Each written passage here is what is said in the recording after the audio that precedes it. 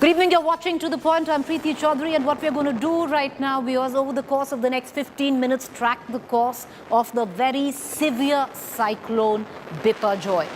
Let's take you now across because the eye of the storm will be the Gujarat coastline is what we are given to understand. Maximum impact will be Kutch. I'm going to take you now to our first set of visuals that are coming in from Dwarka. These visuals coming in from Dwarka recorded just about 30 minutes ago.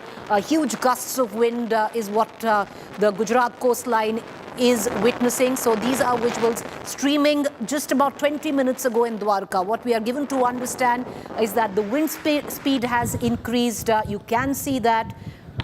These are visuals coming in from Kutch. Kutch is going to face the massive brunt of this storm. The eye of the storm will literally pass through Kutch there. We are given to understand that maximum evacuation has happened in this area. It's a very severe storm. However, it has been weakening. One can take heart in that.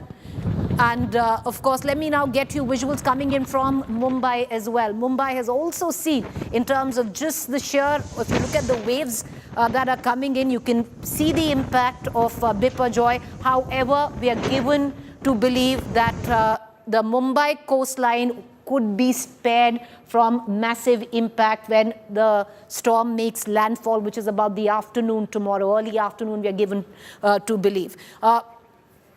All right, visuals coming in from Mandvi, Gujarat. That is where my colleague Gopi will be joining us live from. But let's cut across right now to our set of reporters joining us live from Mandvi. Gopi Maniyar joins us from Mandvi. Brijesh Doshi, Dwarka. He's at a shelter home. A lot of people have been evacuated. Paras Dama joins us right now from Mumbai. I want to cut across first to Gopi, who's joining us from Mandvi. Dramatic visuals through the course of the day, Gopi, जो मांडवी से आ रहे हैं. काफ़ी इवैक्यूएशंस हुई है. क्या कहना है अभी वहाँ पर, क्या लग रहा है? जो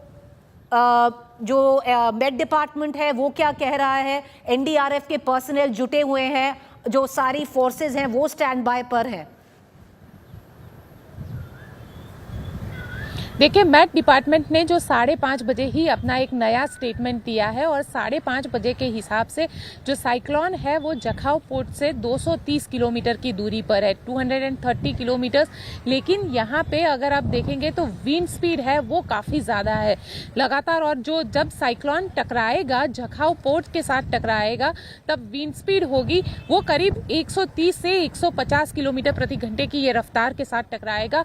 तो काफ़ी ज़्यादा नुकसान होने की संभावनाएं जताई जा रही है. वैसे में पूरा इलाका जो है उसे खाली करवा दिया गया है. कच्छ के अंदर, अकेले कच्छ की बात करूं तो करीब 10,000 से ज़्यादा लोगों को इवैक्यूएट किया गया है.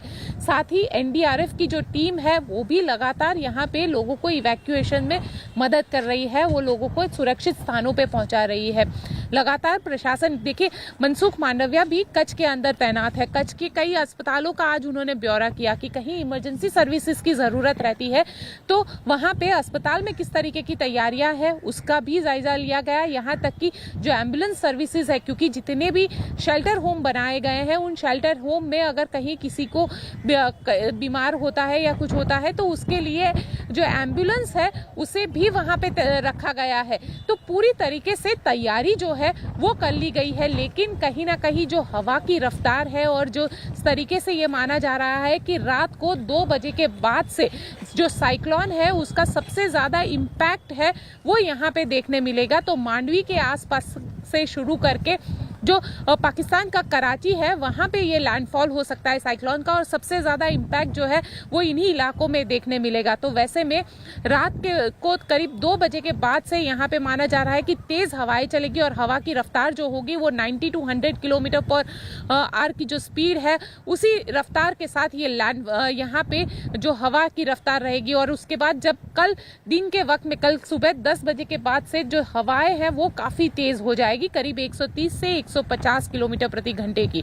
तो कहीं ना कहीं मैट डिपार्टमेंट है, गवर्नमेंट है, इवन मुख्यमंत्री जो है वो आज लगातार state control and emergency services का जो कंट्रोल रूम बनाया गया है वहाँ से लगातार जो डिस्ट्रिक्ट्स है उनके एडमिनिस्ट्रेशन के साथ बातचीत कर रहे हैं। लगातार फिशरमैन को यहाँ से हटाया जा रहा था, क्योंकि फिशरमैन अक्सर ये कहा जाता है कि सबसे आखिरी में अगर कहीं पे भी कुछ ज़्यादा खतरा होता है तब जाके फिशरमैन हटते हैं। तो फिशरमैन को भी हटा दिया गया, क्योंकि फिशरमैन खुद ये कह रहे हैं कि उनको डर लग रहा है, क्योंकि इस बार जिस तरीके से समुद्र में लहरें उठ रही है और हवा चल रही है तो कहीं ना कहीं उनमें भी एक डर जो है वो देखने मिला है। प्रीति, बहुत शुक्रिया गोपी कि आप हमसे जुड़े, पूरा आपने बताया कि अब क्या expectations हैं. I want to cut across to Brijesh Doshi, who is joining us from a Dwarka shelter in Gujarat.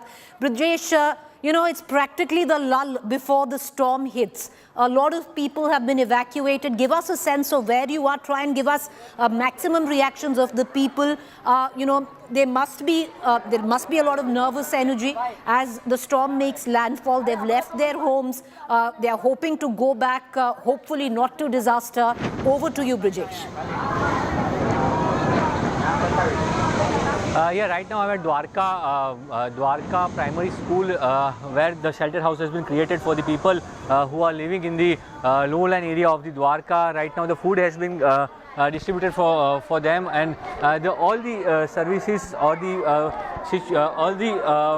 all the services has been provided by the local authority. I have the deputy SDM with me, and we'll talk with them which kind of facilities are being given and how it's been treated.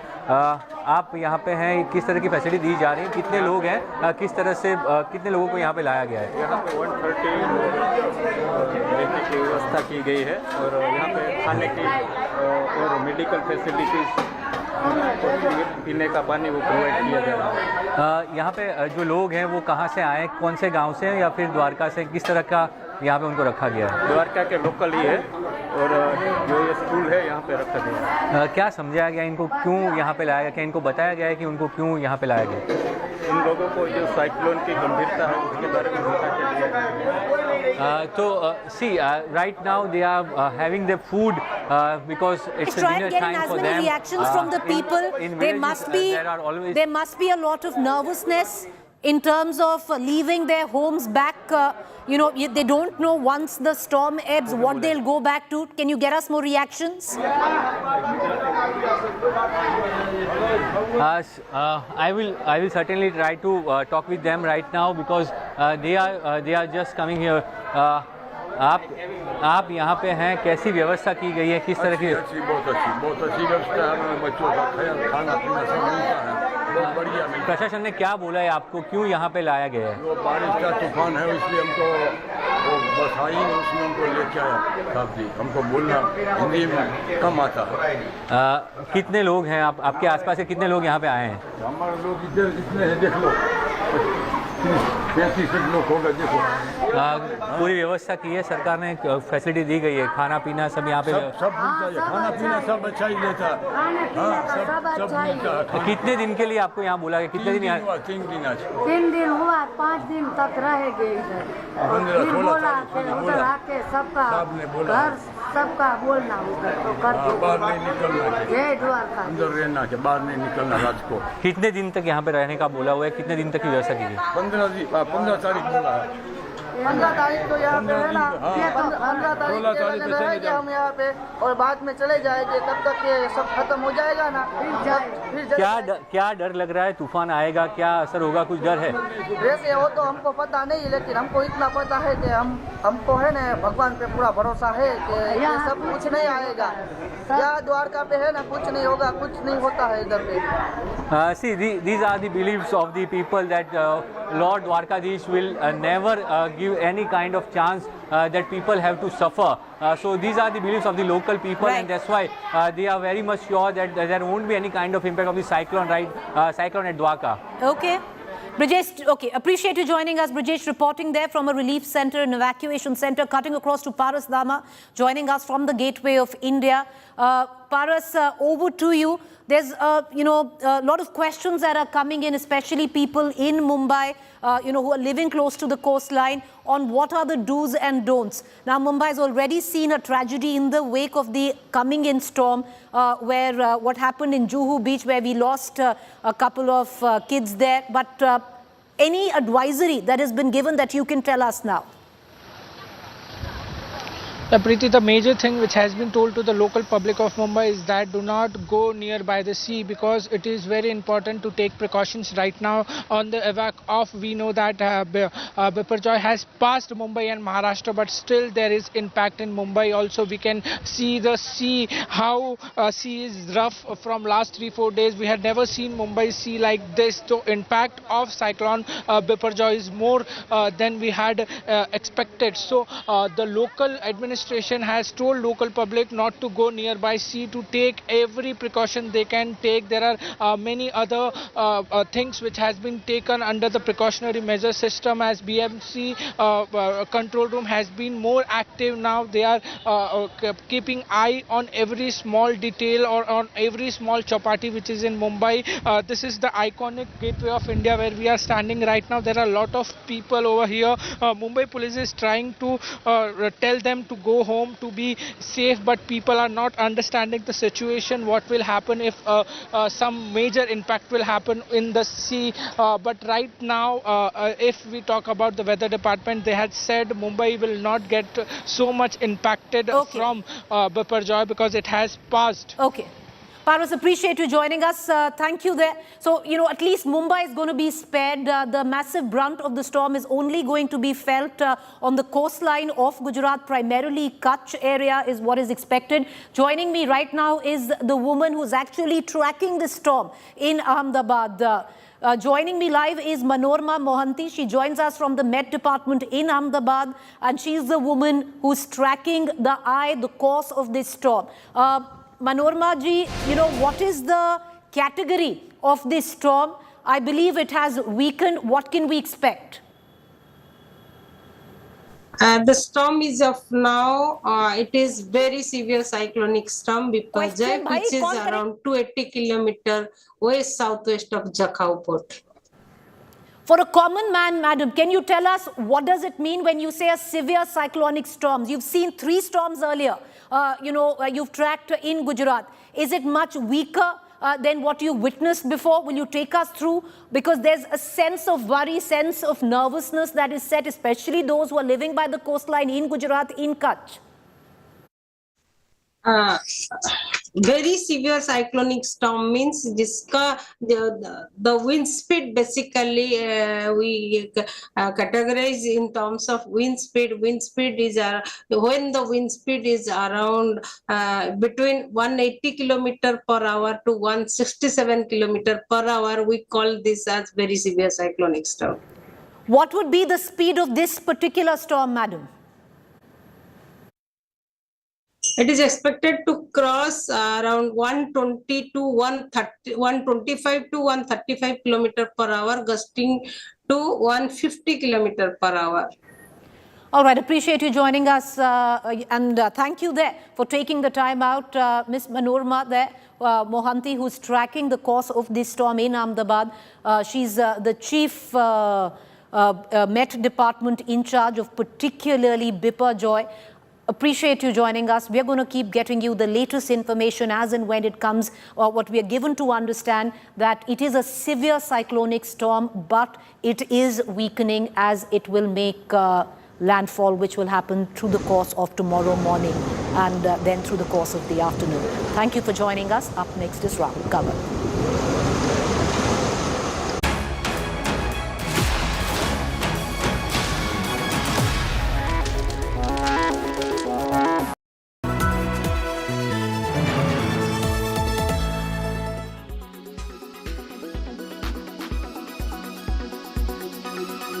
Tells us spatial distribution of rainfall during this period, that is a 4-week period. It's largely month of June and also first week of July till 6th of July. Okay. This is the image between 9th of June to 6th of July. Okay. This is an extended forecast which is worked out based on the numerical models, giving a projection of likely weather conditions and the rainfall amounts quantitatively over different parts of the country. And as we see, it's a little alarming as far as the western, central parts, even northern parts are concerned, extending to even cover some eastern parts also in this. Rainfall are likely to be well below the norm. As it is, we know monsoon made a delayed start. Yeah. And after the start also, it's a little submissive, okay, very weak, where it matters most. Along the coast, it is progressed, all right. But then that's not all. Monsoon is all about reaching the interiors and giving decent and sufficient showers where they need the most. And that is where it's lagging, okay. The distribution which we are given for the month, it is a combination of both the monsoon factors also based on the cyclone which we had and also the El Nino projections which were given. Today is 12th, another 3 days, okay. But the monsoon, the pace at which it is moving a little sluggish, so we don't expect it pick up that also. So it's going to remain a little largely slower than what it should be. So the rains obviously will be lesser than what is expected and what are desired as well, okay. So Correct. it's a little Mr. worrying. Sharma, does it also indicate that the chances of El Nino, which you have warned us earlier, are they going to get aggravated? And if yes, then how will it affect the monsoon progress going forward? See, El Nino always, it's not very kind, most occasions. Okay, as we have seen in the past, at least in this century, starting with 2002, 4, 9, 14, 15, even 18 also, it didn't spare us even on a single occasion. Okay, and this time is not going to be different. Okay, so we feel that, and it's a strong El Nino, it's building up. There is always a lag between the El Nino pinnacle and its peak impact on the rainfall activity and other things. There is a lag. So you can take that lag almost to about the extent of about 2 to 3 weeks. El Nino is already started, but then its impact, possibly the peak impact we are seeing now also, but I feel it may worsen in the coming days. And then we have anxious moments for various sectors, including the farming, which we are talking about. It's a crucial time, difficult time for the farmer to decide. It is a crucial month of sowing, deciding on the crop cycle also, which one to go for. So it's a very crucial decision which the farmer possibly will have to take. Right.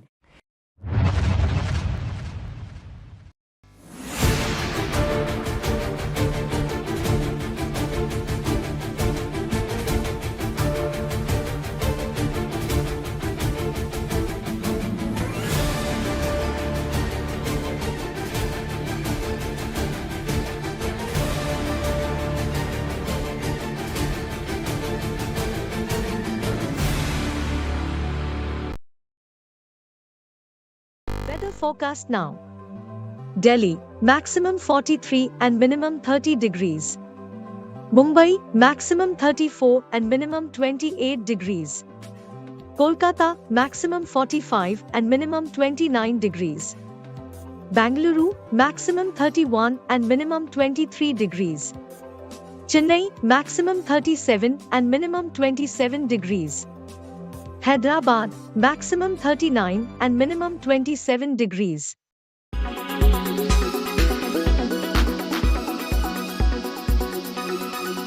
Make your media plan smarter with India Today Live TV on your connected devices.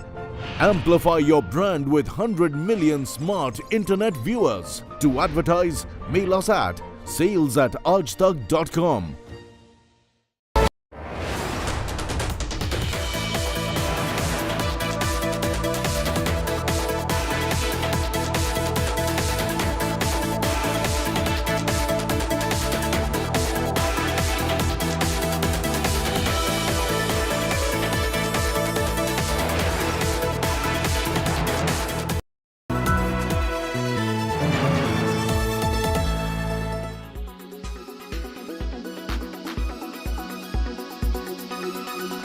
splash into the summers with one of the best cross-training exercises of all times, swimming. Swimming is not a mere water sport now, but a health regime that one should follow. The thought of plunging into an icy cold pool is enticing. So we may ask, summer is in the air or is it the chlorine? Let's dive into the pool with some caution. Recreational waters, including swimming pools, lakes and oceans, can sometimes get contaminated with bacteria and virus. Swimming in contaminated water can make you fall ill. Some don't even realize that they get sick from swimming, and it can take 1 to 3 days for symptoms to appear. Most of these illnesses aren't dangerous and go away in a few days, but they sure can put a spanner in your summer plans. We particularly call there's a specific entity called as a swimmer's rash. So when it's like small blisters, they happen. So this happens with the contaminated water. So water as such has a lot of bacteria in it. And then also if the amount of chlorine is either low or high, they both will affect your skin.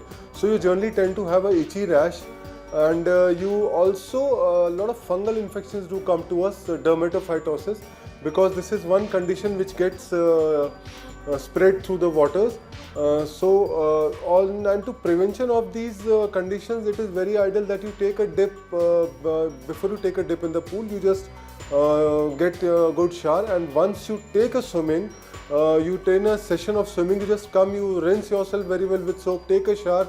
So this is the basic principle. If you have just started swimming, there's a common problem of gulping pool water, especially with kids. This can be problematic when the pool is indoors and the water hasn't been cleaned for days. While nobody would want to get out of a pool when it's hot out there should be an ideal duration that you should swim for. Swimming for about 30 minutes a day gives the best outcome for beginners and people under 30. Now that you've been cautioned, why not look into how benefiting these pool dives are?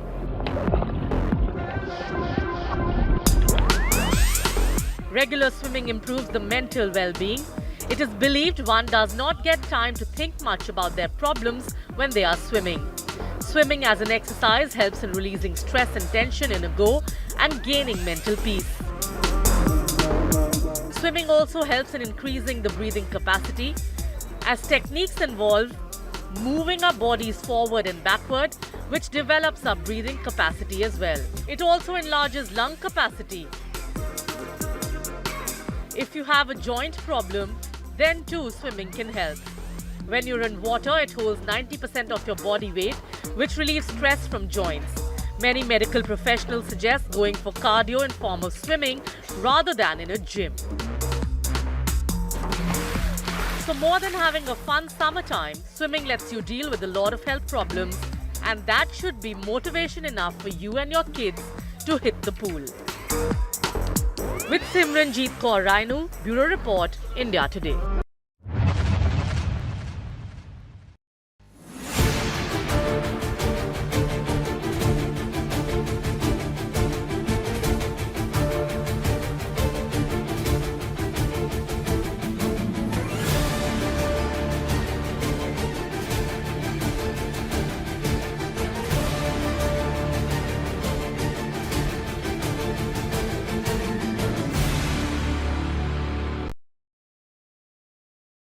Weather forecast now.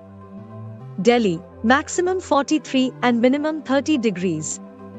Mumbai, maximum 34 and minimum 28 degrees. Kolkata, maximum 45 and minimum 29 degrees. Bangalore, maximum 31 and minimum 23 degrees. Chennai, maximum 37 and minimum 27 degrees. Hyderabad, maximum 39 and minimum 27 degrees.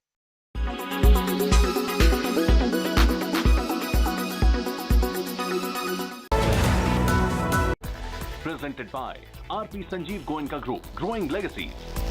Powered by NECC, Sunday hoya Monday, Rose Kha one day.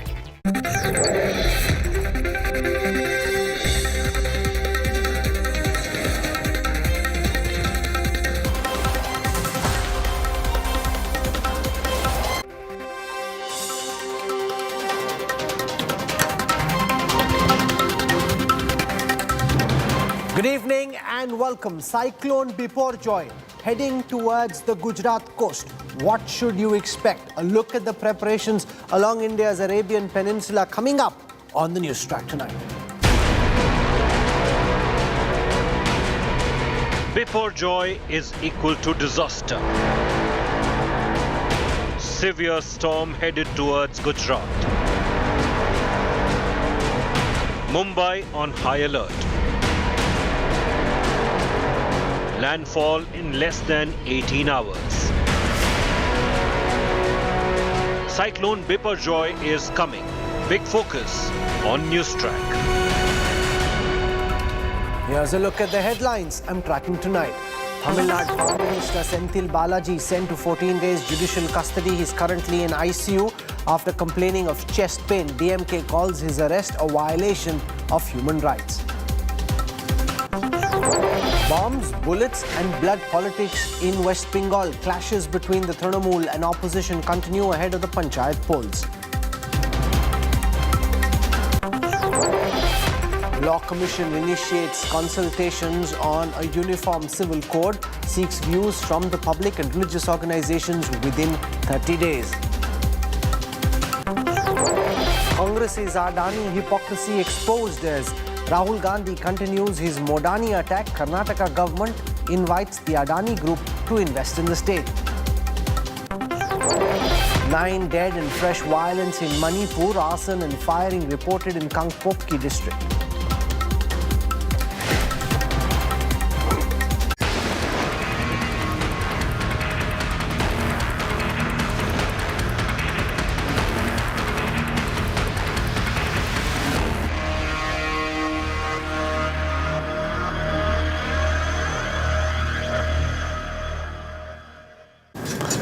In less than 18 hours from now, Cyclone Biparjoy would be hitting the Gujarat coasts. Ports in the state are deserted. The tempest is raging with howling winds and crashing waves. Nearly 50,000 people from coastal areas have been evacuated. India Today's reporters are in the area that will become the eye of the storm. Here's their ground report.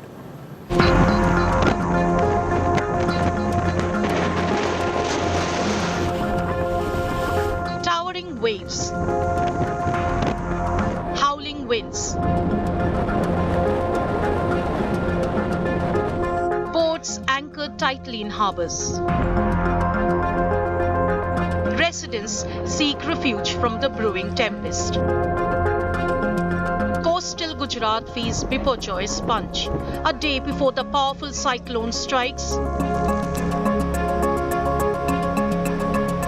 tomorrow onwards, perhaps there will be also power line disrupted near the coastal line to avoid any further potential damage. But for now, what I see here at Mandvi Port, the last effort by the locals, the fishermen, is being done to save their lifelong assets. This will be only and one and only source of income for these fishermen community. So, of course, they all are praying for passage of this cyclone as soon as possible. But yes, there is apprehension, there is concern, and of course, they are scared. Once bustling fishing jetties are now deserted. Forceful gusts have bent trees, sent thatched roofs soared through the air. Emergency crews supplying essentials and carrying out urgent evacuations from the path of the storm. At least 45,000 people moved to safer locations so far. Gujarat में 15 तारीख को तकरीबन शाम के समय इस cyclone का landfall होने वाला है।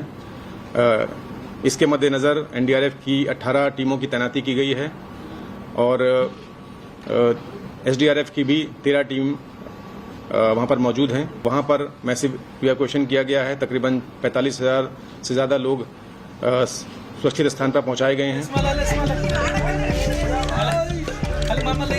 Like a benevolent fortress, a border outpost of the BSF in Kutch has swung open its gates, offering sanctuary to the weary souls from the impending fury of Biparjoy. ये सारे fisherman हैं जो यहाँ पे मछुआरी करके अपना जीवन बसर करते हैं, लेकिन अब उनको भी डर लगने लगा है, उनको भी डर सता रहा है, क्योंकि कहीं ना कहीं उनको लग रहा है कि साइक्लोन जो है वो सबसे ज़्यादा इसी इलाके को प्रभावित करेगा। आप बताइए कितना डर लग रहा है, क्योंकि आप तो फिशरमैन है, तरवैया है और हमेशा समुद्र के साथ रहते हैं आप लोग। वो बहुत डर लगा है मैम, बच्चे से हमारे लेडीज बच्चे सब है, इसलिए हम बहुत डरे हुए।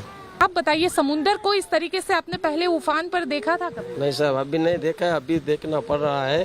ये सब बच्चे के लेडीज को डर है, पर हमको तरवरिया है, हमको डर नहीं आता है, बच्चे के साथ डर होता है। A well-defined swirling mass over the Arabian Sea. Biparjoy expected to make landfall between Mandvi in Gujarat and Karachi in southern Pakistan by Thursday evening. 7 people have died so far, 4 of them in Mumbai and 3 in Gujarat.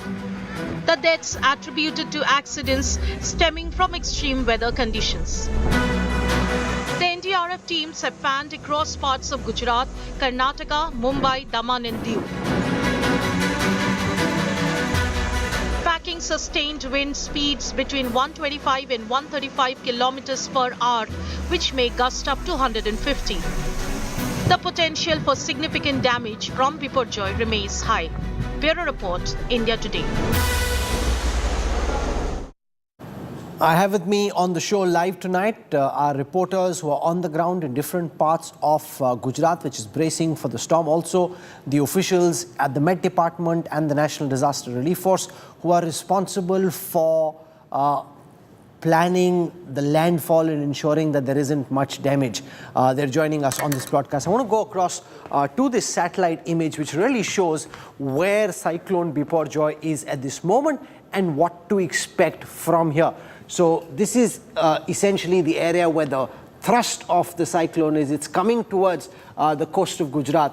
And I want to show our viewers what to expect, because if you project this map into the future, it essentially shows that these wind speeds will by Friday cross through Gujarat into Rajasthan, and then as the weekend wears on, ultimately end up reaching as far as Uttar Pradesh. Obviously, the intensity of the winds will keep coming down, but the cyclone comes in, hits Gujarat, massive rainfall across the Arabian Peninsula, and then in to India's heartland, some of the winds going as far up as Nepal. Joining me on this broadcast is Dr. Mrityunjay Mohapatra, Director General of the Indian Met Department. With us also on this broadcast is Narendra Singh Bundela, Inspector General of the National Disaster Relief Force.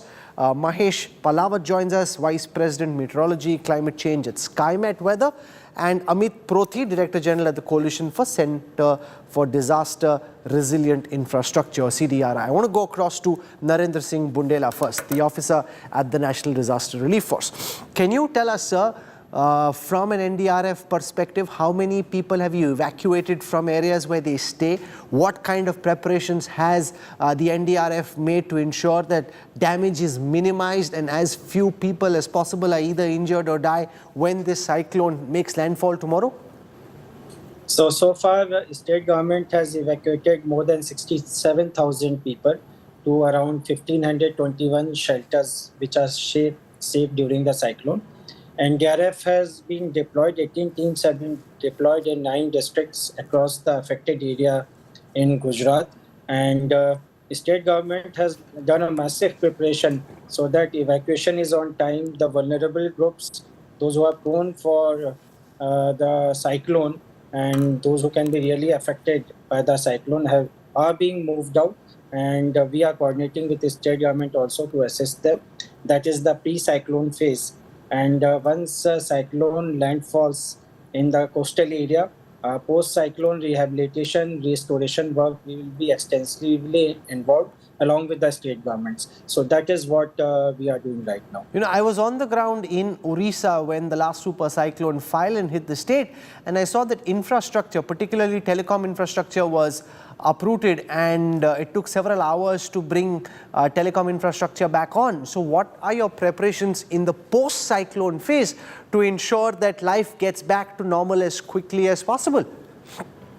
So all the agencies related to infrastructure, they are already on alert. They have been deployed, and if there's any damage to infrastructure, these agencies will come into action once this cyclone is over and there is a safe period to restore the critical infrastructure. So state government, central government, all concerned stakeholders, they have been deployed, they are briefed, and all of us are ready for that. Narendra Bundela for joining us. Thank you. Our thoughts with you and your teams as you try and ensure that India stays safe during this cyclone. Thank you for joining us. Ashutosh Mishra joins us. He's at the Mandvi port. I want to get a sense of the preparations on the ground. Ashutosh, Gopi Manyar is joining us as well. She's our bureau chief in Gujarat. Ashutosh Mishra, to you first, give our viewers a sense of what's happening on the ground at this moment.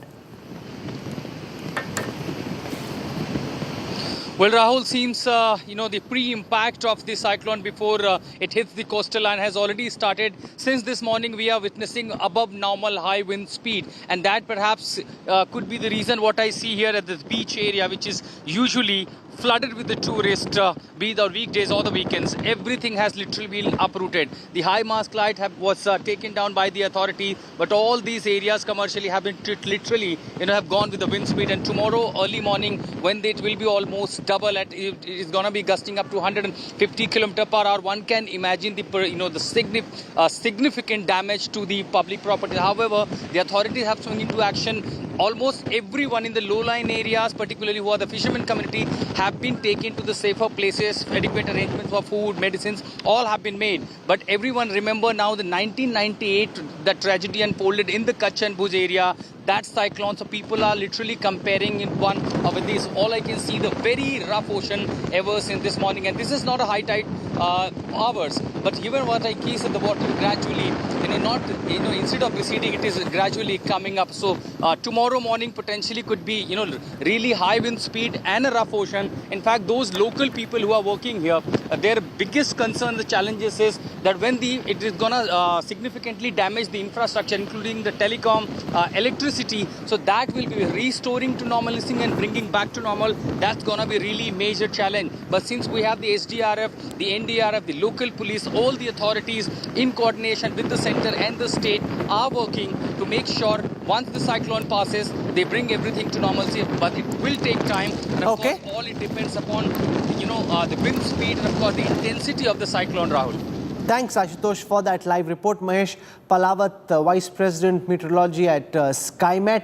Mr. Palawat, can you give our viewers a sense of where this cyclone is at this moment? At what speed is it coming towards the coast of Gujarat? Is the cyclone intensifying? Is it getting weaker?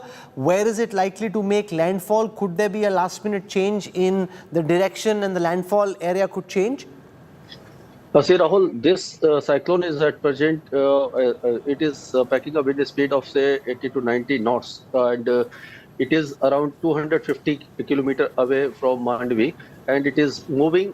Already it has recurved in northeasterly direction, and it will not going to make any track change now, because it will continue its movement towards Gujarat coast, North Gujarat coast, Northwest Gujarat coast, and adjoining parts of South Sindh.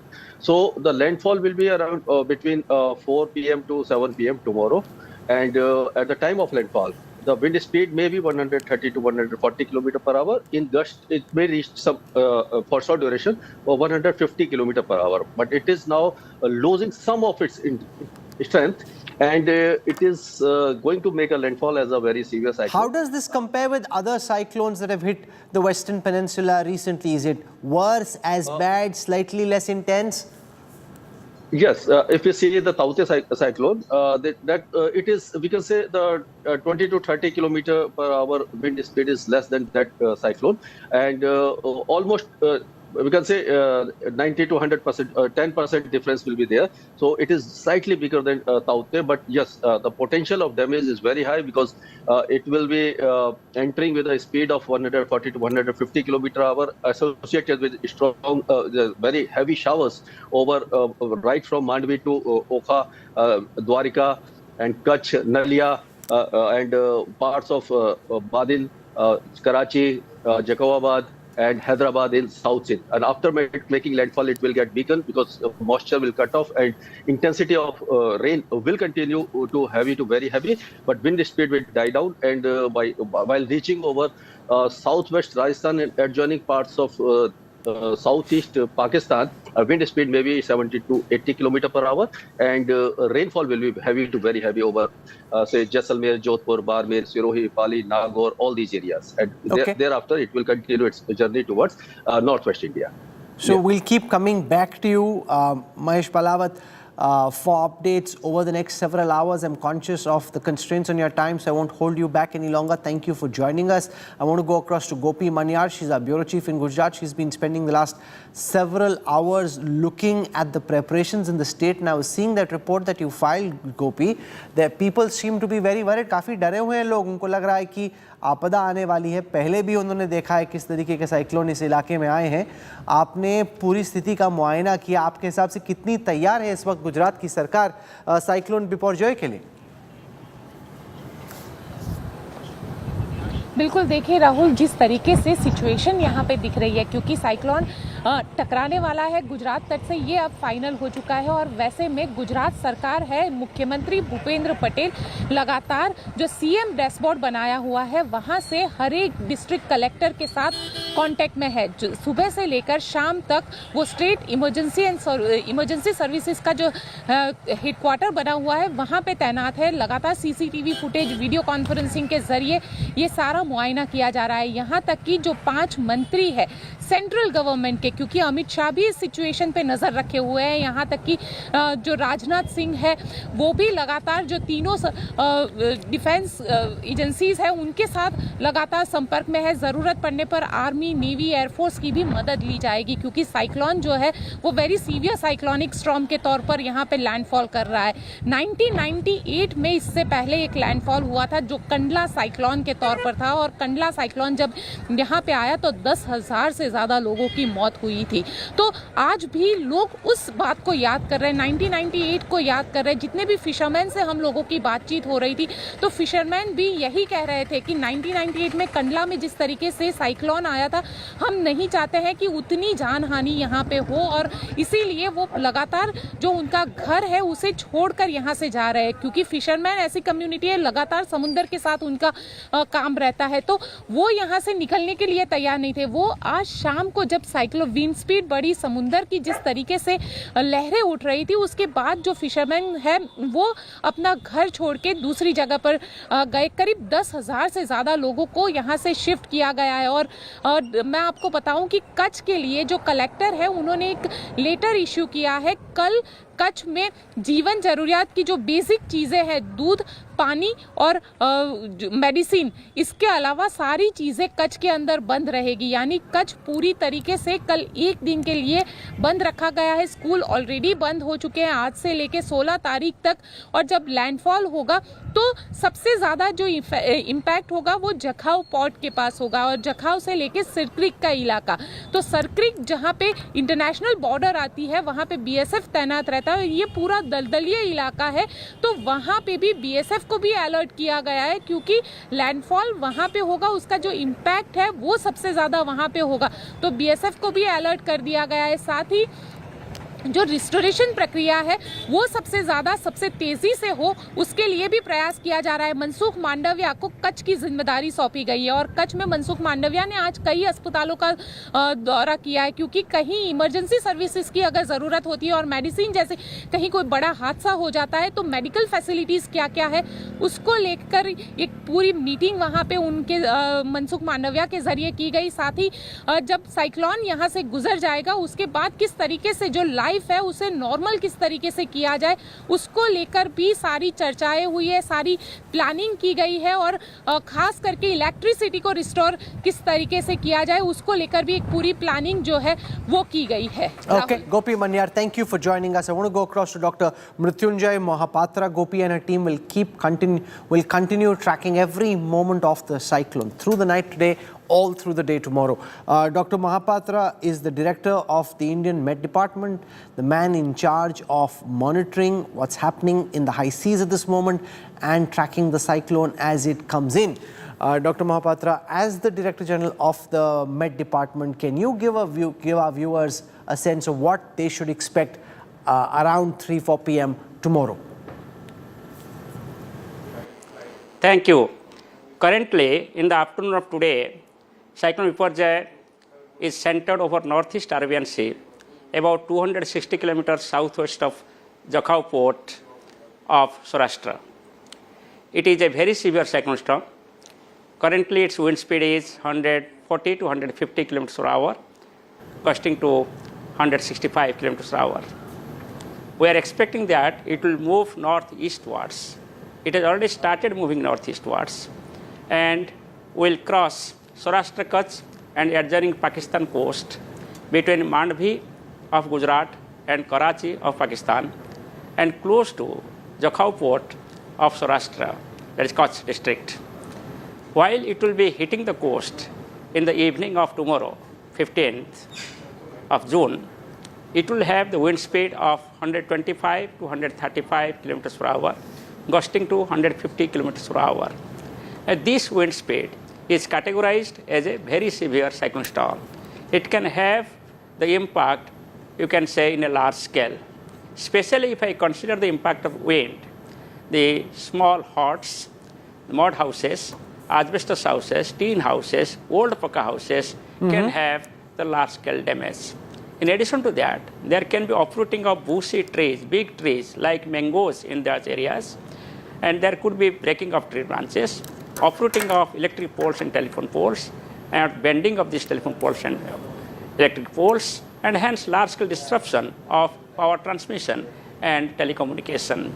It could also lead to damage in the standing crops. It could affect the offshore industries, onshore industries, and many other activities, including the oil explorations in the sea. The sea condition is also phenomenal now, and it will continue so till 15th of evening. Okay. So considering this is a dangerous situation over the sea area and also over the coastal districts, starting from Kutch, Morbi, Jamnagar, Porbandar, and Devbhumi Dwarka. Dr. Mahapatra, I was reading this study, the classification of cyclone hazard prone districts of India. This is co-authored by you and Ajit Tyagi from IIT Bhubaneswar. And in this report published in Natural Hazards, the Springer Journal, you make the point that the number of cyclones coming towards the western part of India, especially towards the west coast of Gujarat, seems to be going up. That in the districts of Gujarat, the coastal districts of Gujarat, you are picking up a heightened vulnerability in recent times. Why do you think this particular area is getting more cyclone prone? Yeah, the vulnerability of the coastal areas are increasing over the years because of many reasons. One of the reasons is that the socio-economic progress, the country is progressing, and there is a lot of improvement in socio-economic sector in the coastal states. And Gujarat being a more developed state and developing also, therefore the more properties are at stake when any cyclone hits the coast. The number two is that if I compare different west coast states, Gujarat is the most prone state for the tropical cyclones. And especially the cyclones hit Gujarat in the month of May and June, and afterwards in the month of October and November. The third point is that due to the impact of the climate change, the number of extremely severe cyclone storms are increasing in recent decades since 1990. So therefore the vulnerability is increasing, and in the future also the vulnerability will increase with increase in exposure. Dr. Mrityunjay, one of the concerns people will have as they track Cyclone Biparjoy is what impact might this cyclone have on the monsoon, which is supposed to be traveling through western India into central India, then up towards the north. Does this cyclone in any way have an impact on the flow of the monsoon? Monsoon is a large-scale phenomena. It is a global phenomena, or you can say global circulation. And cyclone occurs over a limited area. Its size is about 1,000 kilometers. So therefore, the cyclone does not have any long-term impact on the monsoon circulation or monsoon rainfall. But certainly, in a regional scale, for a limited period, cyclone can impact the monsoon. For example, when cyclone developed as a depression on 6th of June over Southeast Arabian Sea near Lakshadweep area, it helped in strengthening the monsoon circulations and hence the advance of monsoon over southern peninsula, including Kerala, onset on 8th of June.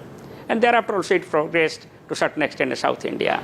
But afterwards, as the cyclone intensified and moved towards the north, it got detached from the large-scale monsoon circulations. Now it is independent, and it is not going to have any such large-scale impact adversely. But for next 3 days, there will be no advance of monsoon. From 18th to 21st, during this period, again, monsoon circulation will revive, and we are expecting advance of monsoon over South India and Eastern India. By that time, the cyclone will dissipate. Important, very important to hear what you're saying. How does this cyclone compare to other cyclones that have hit the coast of Gujarat recently? Is it more strong, less strong, more intense, as intense? Remember, we had an extremely severe cyclone storm, Cyclone Taute, which crossed coast nearby to Diu in the month of May 2021 with a wind speed of 180 kilometers per hour. And in this cyclone, we are predicting wind speed to be about 125 to 135, gusting to 150 kilometers per hour. So therefore, the wind speed in this cyclone will be less than the cyclone Taute, which was highly devastating in nature. And therefore, the impact will be relatively less compared to that. But the good thing is that if you compare the cyclone management, say for example in 1998, there was a cyclone which was having the same intensity as that of cyclone Taute. That is called as Kandla cyclone that hit Kandla coast on June 1998. At that time, about 4,000 people died. But in cyclone Taute, if you just look at the number of deaths was less than 100. But however, that should not have happened also. We should not expect any death also. So therefore, the country has come up a long way in terms of early warning system by IMD, in terms of the accuracy of early warning system and lead period, in terms of our disaster preparedness, prevention and mitigation measures. There has been policy and planning also. There has been institutional mechanism established at central level, state level, district level. There is an end-to-end system established in the country. It has been a role model for many countries. Therefore, we have been able to minimize the loss of lives, not only in India, but also in other countries surrounding Bay of Bengal and Arabian Sea region. So therefore, we should not be in panic. We should not be worried.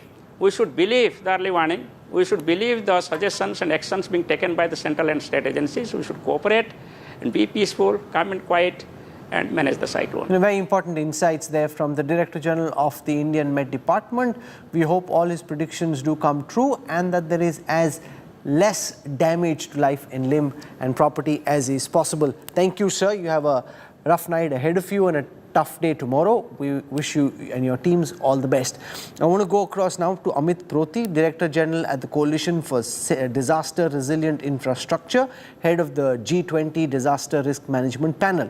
Amit, now this is an industrial state, or as industrial as any Indian state, and there's a lot of industrial infrastructure, and one of the concerns that people will have is the kind of impact that this cyclone could potentially have on industrial infrastructure in the area, and how to build infrastructure going forward to be able to minimize damage from cyclones such as Biparjoy.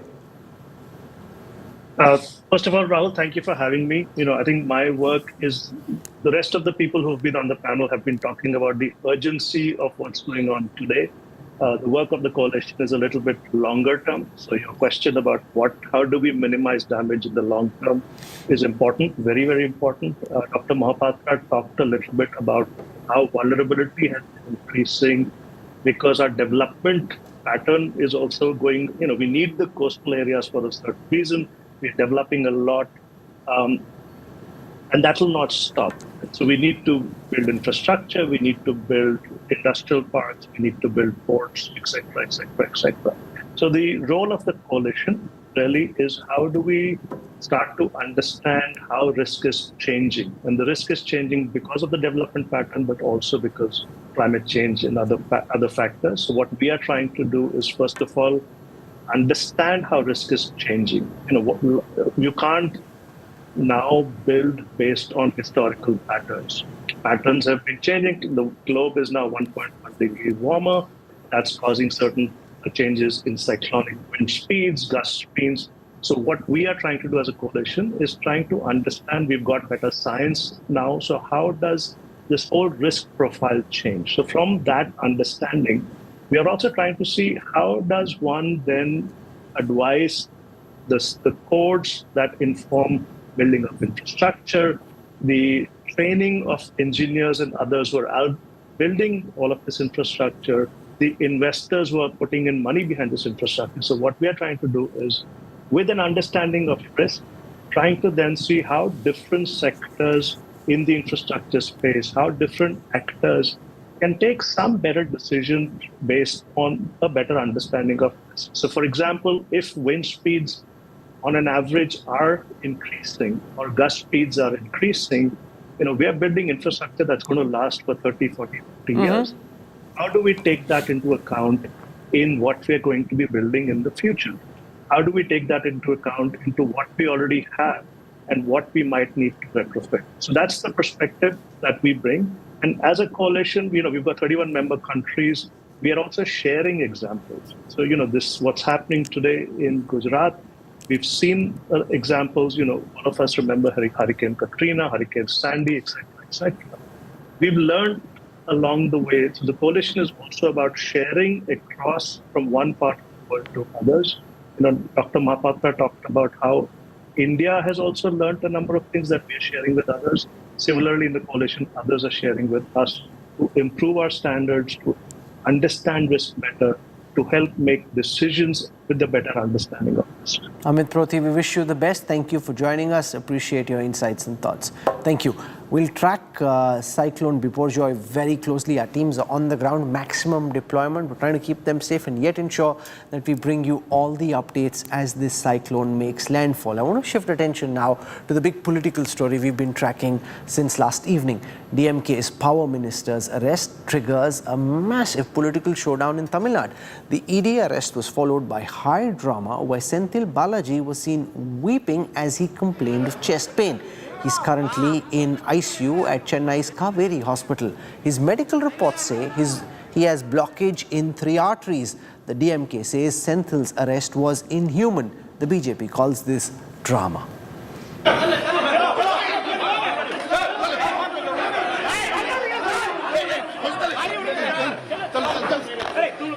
Sobbing, clutching his chest, writhing in the car.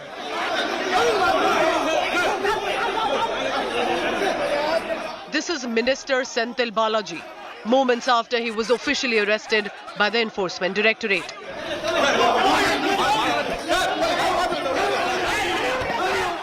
Dramatic scenes played out in Chennai at 2 a.m. this morning as Tamil Nadu's Power and Excise Minister V. Senthil Balaji, known to be Chief Minister Stalin's close aide, was arrested in an alleged money laundering case linked to the cash for job scam. What you see on your screens is Senthil Balaji being taken to a government hospital for his medical examination.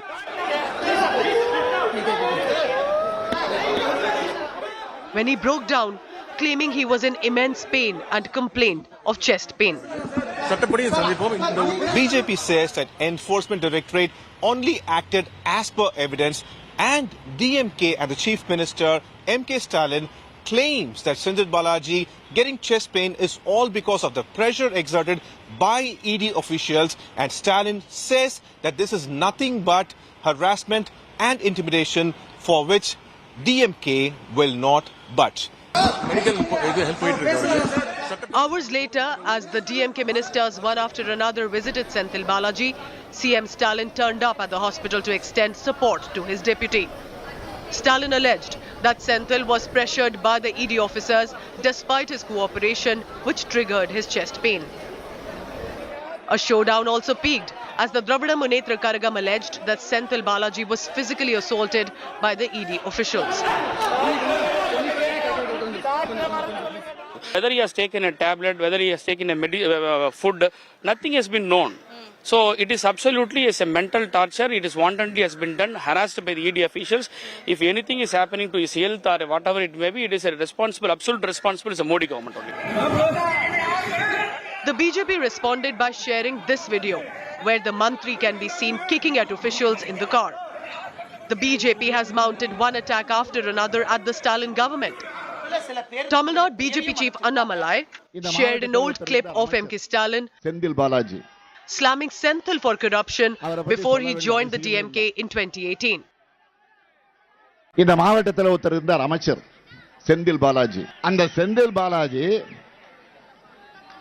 அமைச்சரவை 15 முறை ஏற்கனவே மாத்தி அமைச்சாங்க. அப்பெல்லாம் அவரை மாத்தல, senior அமைச்சர்லாம் மாத்தினாங்க. ஆனா இந்த junior அமைச்சரை மாத்திரம் மாத்தல. போக்குவரத்து துறையினுடைய அமைச்சராக இருந்து அந்த துறையில நடத்துனர் பணிக்கு 3 லட்சம், மெக்கானிக் பணிக்கு 6 லட்சம் என்று கொடுத்து ஏமாந்திருக்கக்கூடியவர்கள் லட்சக்கணக்கானவர். The BJP will consider this a massive victory in their corruption campaign against DMK. After the PTR file storm, this is the second wicket down for Annamalai. Now the kind of drama they did, that is uncalled for from yesterday. The Chief Minister himself going into the chamber, taking senior ministers along with him, thereby trying to create an impression that the whole government is with them. That sends a very wrong message. Oh, law is not same for everybody. If I join DMK, law is different. Support poured in for the DMK from opposition parties as Kharge, Pawar and Mamata rallied behind Stalin. अगर कोई गलती किया है तो उसको आप सुबह आके इंक्वायरी कर सकते थे. उनके खिलाफ कार्रवाई करके ईडी ने अगर रातों रात उसको लेके जाते तो ये घटना मैं इसको कंडेम करता हूँ. We strongly condemn it, and if BJP feels, if they think that they will be able to get a few seats in Tamil Nadu in the Lok Sabha elections by using ED and CBI, I think they are living in a fool's paradise. They will not get even a single seat. As the political showdown peaks, Minister Senthil Balaji for the moment will remain in hospital, away from the ED lens, as the Mantri's medical bulletin confirmed. He had 3 blockages in his heart, advising him to get a bypass surgery done.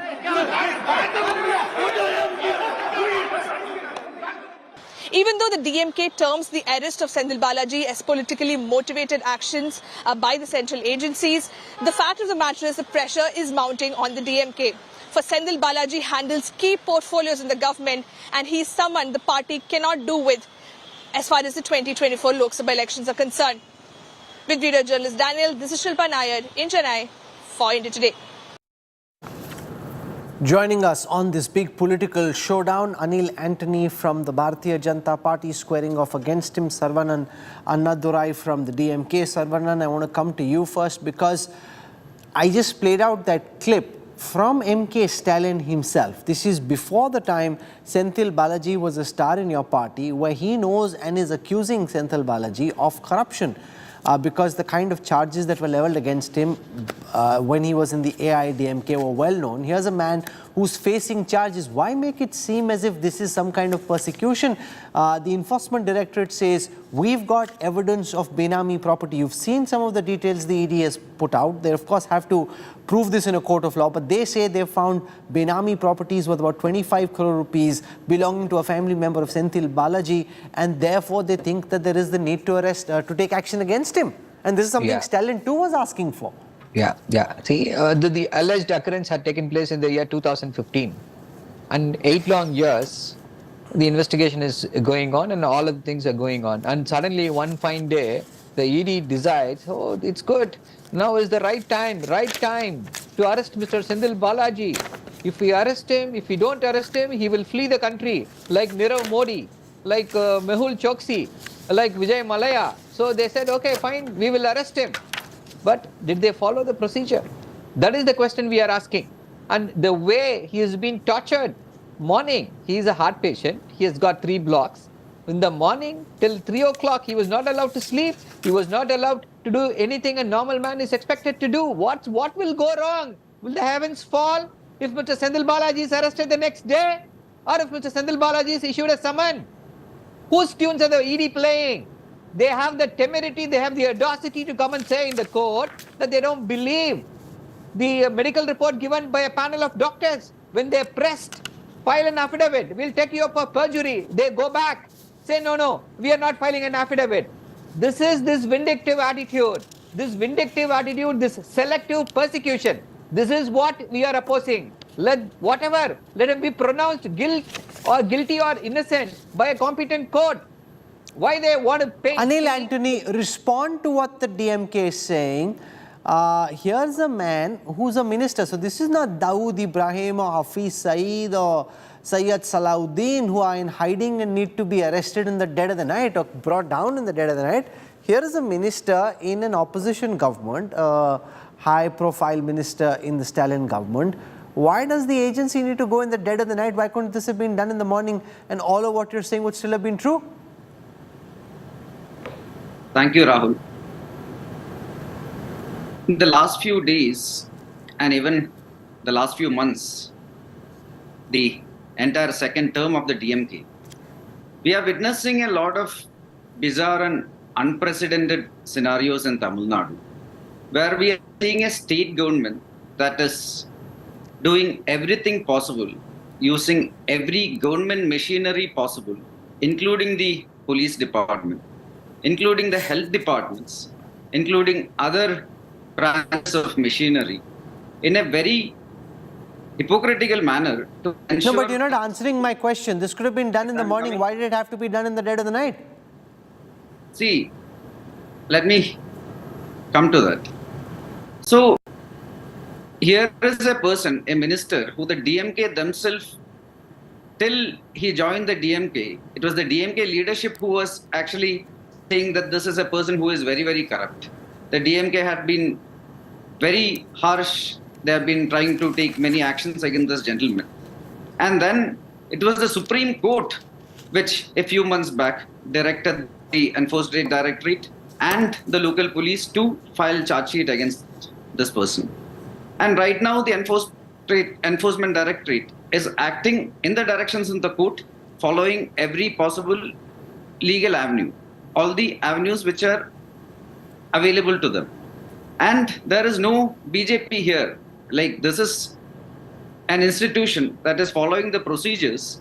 And then while the procedures are being followed, we are seeing the scenario where the DMK, the state government, is using the government machinery to prevent action from happening in the state. And a lot of drama is going on. Saravanan Annadurai, what you have to answer is the comment made by Stalin as leader of the opposition, April 2016, where he's accusing Balaji of looting, corruption, abduction, land grabbing, and promised voters that he would jail them. So the ED can actually turn around and say, I'm doing exactly what Stalin said he would have done. He didn't do his job. He didn't do what he said he would. Yes, that was in 2016. And now we are in 2023. See, can I also remind, has the BJP answered about Hemant Biswas? What did Mr. Amit Shah say? He said the most corrupt man in Assam is Hemant Biswas. But what is he doing now? And what about Suvendu Adhikari and so many other people against whom the BJP said they will take action? Whenever they joined BJP, they have become saints. This is what the BJP is practicing. No, so that's funny that you're saying it. So you're saying you're doing exactly the same thing. No, they're guilty of hypocrisy and so are you. Let me come to that, Rahul. See, as the BJP got the moral authority to speak about this, what have you done? See, the question is this. This incident happened in 2015 and they have the courage to come into barge into the state secretariat and raid his official office. He became a minister in 2021. He thinks, will any sane man, will any normal investigating officer with little common sense think that Mr. Sendil Balaji is going to hold the documents of the crime which was committed in 2015 in his office in 2021? So why does the ED do that? They think they can intimidate us. The BJP, the Prime Minister, Mr. Modi and Mr. Amit Shah is afraid of our leader because he is bringing a grand alliance. He is the only leader who is offering an ideological opposition to the BJP and the RSS. That is why they think Mr. Sendil Balaji is the weak link. Let us go to him. If this has been the ADMK, they would have fallen flat at the feet of Mr. Modi and Mr. Amit Shah, but we are the DMK. Anil Antony, this is political intimidation, the timing of the arrest, the nature of this action. This could have been done earlier. It's being done at a time where you've got leaders talking about how the next Prime Minister or a future Prime Minister could come from Tamil Nadu, how you're hoping to win 25 seats out of Tamil Nadu, that you're trying to use the investigative agencies. You found a weak link to try and destabilize or put pressure on the ruling DMK government. Respond to that, Anil Antony. See, these are all misconceptions, like my panelist just brought out. First of all, he mentioned what moral ground does the BJP has. The BJP has every moral ground to ensure that corruption doesn't happen in this country. No, but what about all the charges that were made by leaders who later joined the Bharatiya Janata Party, including the likes of Hemanta Biswa Sarma, including the likes of Suvendu Adhikari, including the likes of Conrad Sangma in the recently concluded elections, who was described as the most corrupt party, the most corrupt leader. The day voting got over, you wanted to ally with them. So why should I take any of what you're saying seriously? See, let us not deviate from the topic and come to this. No, but why not? It's part of the same rubric. It's part of the same theme. When they're in opposition, you call them corrupt, and when they join you, suddenly they've been washed with Ganga Jal. See, these are all misconceptions and narrations that are created by the opposition to ensure that the No, I'm not talking about opposition narratives. I'm talking about what BJP leaders said in the campaign against Conrad Sangma, calling his government the most corrupt government of India. The day voting got over, you went out and allied with him. If Senthil Balaji was in the in the AIADMK or the BJP, would the agencies be still as interested in him? See, Mr. Conrad Sangma doesn't have any cases, nor does he have any allegations against him which is under investigation. Your leaders called him corrupt. However, your leaders called him the most corrupt government in all of India. And then you went and allied with him. There are no, like I mentioned, there are no investigations going on against Mr. Sangma. At the same time, in Tamil Nadu, this particular minister, it was Mr. Stalin himself who actually made it into a huge election issue in 2016. And there are many, and even in 2018, the first case which was filed against him at the special court was actually initiated by the DMK government, whose police department is under the DMK. Okay. It happened in 2018. Rahul. And then we have this bizarre scenario where, let's say, first of all, let us go a little back so that everybody, even the viewers, understand the backstory. Where in 2014, this Senthil Balaji, he was in the AIADMK. He was a part of the AIADMK. Okay, I'm out of time. Since Samaran has his hand up, I'm going to give you 20 seconds to make a final comment. Go for it, quickly. Yes, Rahul. If you look at the way the ED is going behind Mr. Senthil Balaji, they're going berserk. They don't have any rule. They don't follow any rule. He is advised to have surgical intervention for his 3 blockades of the heart. The ED says we want to have police custody. Don't they have any humanity? Are we not ruled by democratic principles? Is this how you torture? Okay, the DMK and the BJP have both spoken. I speak for no one. You've heard from both. Is this procedure? Is this intimidation? I leave it to our viewers to decide. I'm slipping into a break right now. When we come back, Donald Trump pleads not guilty in the classified documents case. Accuses the Biden administration of vendetta. Details coming up on the other side of a quick break. Stay with us back.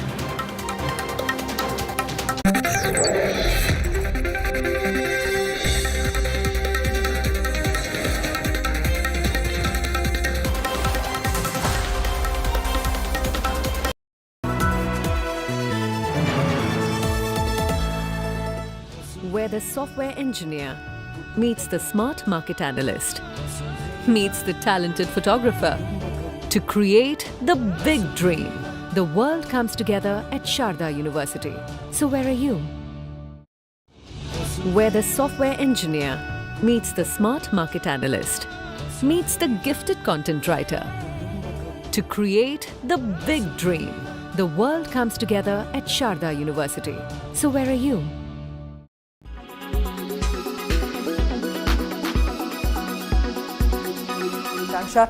How will the valuation cuts impact employee ESOPs? What have you learned? Well, in very simple terms, ESOPs are basically equity in the company in which the employees are working. This is granted to them in the form of remuneration by the company. So what happens is, at the time when the ESOPs are granted, they're granted to employees at a rate which is called the strike rate, which is usually lower than the market rate at that point in time. And moreover, the ESOPs, the strike rate of the ESOPs depends on the valuation of the company at that point in time. So what's happening here is, in the normal due course of time, it's expected that once the ESOPs have vested, employees can go out and sell the ESOPs at their strike rate. And since the market rate is, of course, going to be higher than the strike rate, the difference between the market rate and the strike rate is the employee's profit. But now, in situations like this, where the valuation of the company has reduced, it's most likely that when these employees go out with the strike rate at which they had received when the valuation was high, and when they try to sell their ESOPs, the difference between the market rate and the strike rate is not going to be as much as they were expecting before at a higher valuation, which means their monetary benefit and profit is also going to reduce. So that's how the valuation of ESOPs has changed with the devaluation or the reduction in the valuation of these companies. How do you think employees are likely to react to this, Akanksha? Well, there are two likely scenarios in which this is going to play out, at least in the short term. For starters, it's going to be extremely difficult to retain talent which is already working at these companies. It's because these employees had a set monetary figure in mind when, they had gotten these ESOPs. They thought that this is the amount of profit or monetary benefit that they're going to get out of the vested ESOPs. But that's not going to happen when they're going to cash it out, at least in the near term. The next issue that's going to happen, like you just said some time ago, is that ESOPs were a means to attract top talent. And if the ESOPs or the monetary benefit out of ESOPs is not as employees or outsiders or the top talent thinks it is, maybe they would not be more willing to work at these companies. So, yeah.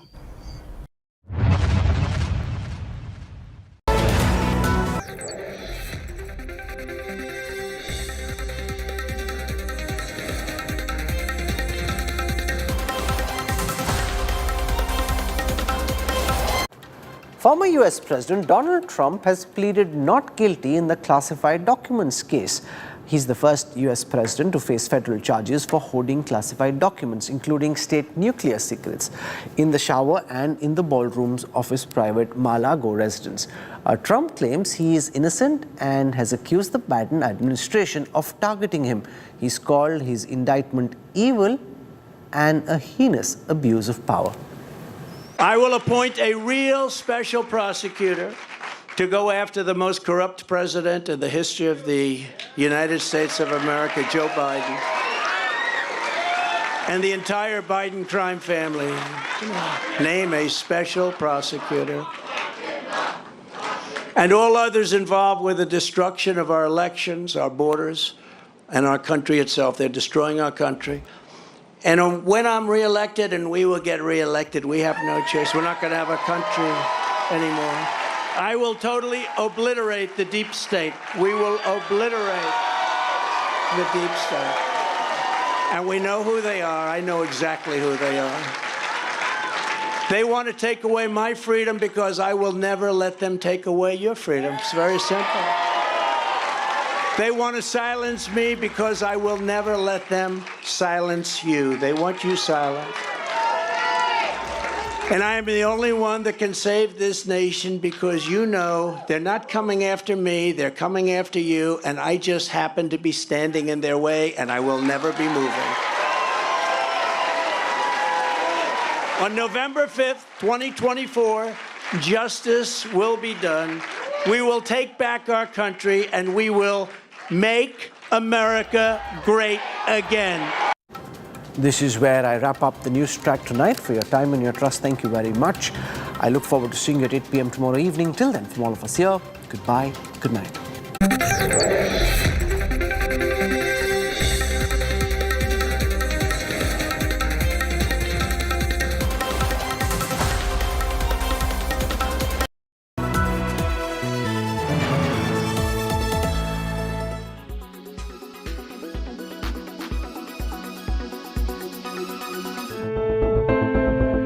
popular imagery associated with tuberculosis is that of a person coughing incessantly. But tuberculosis unfortunately affects more than just the lungs. It is a disease caused by the bacteria Mycobacterium tuberculosis. Though it usually affects the lungs, it can also affect other parts of the body such as the kidney, the brain, liver or spine. However, not everyone who has the bacteria in the system develops TB. An infection that doesn't manifest as disease is called latent TB. Here are the common symptoms: persistent cough, blood in the sputum, unexplained weight loss, fever and unexplained chills. Here are different types of TB.